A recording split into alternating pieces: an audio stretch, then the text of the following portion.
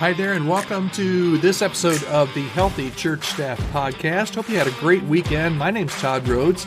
I'm one of the co-founders here at chemistrystaffing.com, and today we're venturing into the wild and wonderful world of church planting. Now, I've never personally planted a church, but my first experience, matter of fact, where I came to Christ was as a part of a church plant when I was just a nice little boy, about 8 or 9 years old.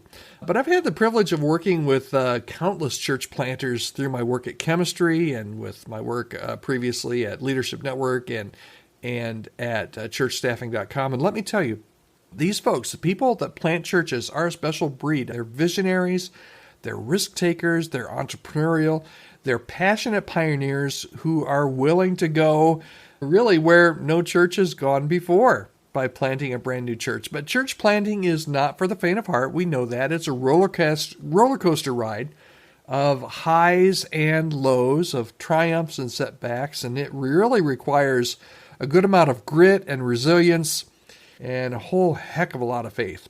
According to research done recently, there's roughly about 4,000 new churches planted every year in the United States, but sadly, only about 1 in 4 of those churches will survive beyond the first 5 years. So what makes the difference between a thriving church plant and one that doesn't make it past that 5-year mark? There's a few factors that can contribute to church planting success. I'll go over those really quickly. The first one is just a clear mission and vision. A church plant really needs to have a compelling reason to exist. What's unique about why you're meeting and the community you're meeting in? What difference do you want to make in the world? So clear vision and mission is number one. Number two, a strong leadership team. A church plant is not just a one-person show or a one-couple show. It takes a team of dedicated, passionate leaders. A lot of times we call them a launch team, but passionate leaders that want to build a thriving community. So you need to have clear vision and mission.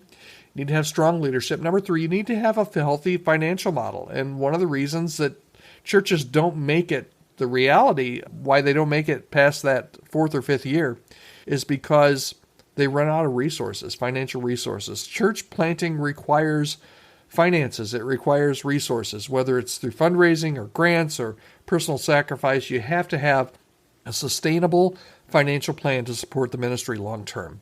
There also needs to be some intentional outreach and engagement. A church plant can't just sit back and wait for people to show up. The days of if you build it or if you start it, people will come. Those days are gone. You need to actively engage with your community and build relationships and invite people into your story.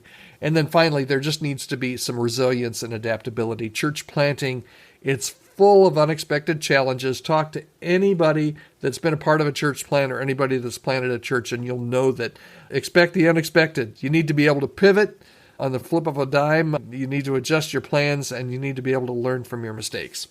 But even with all the challenges, church planting can be one of the most rewarding and most impactful experiences of your life, and it's an opportunity to start something new and to build community from the ground up and to see God work in just some incredible, amazing ways.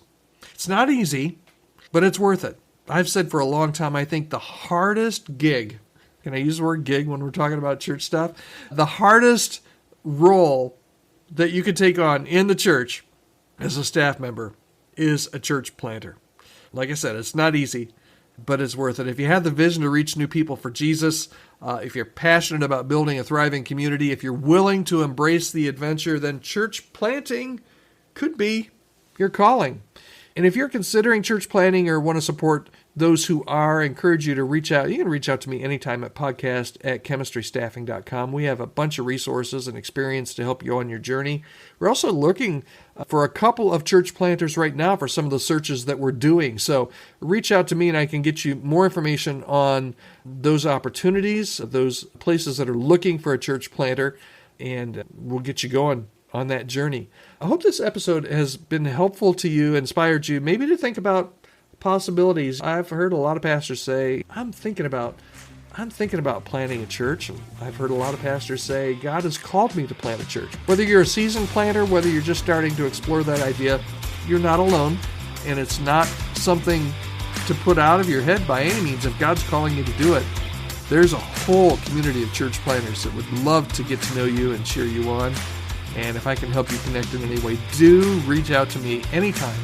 podcast@chemistrystaffing.com. All right, so that's our episode on the thrills and the trials of planting a church. Join us again tomorrow.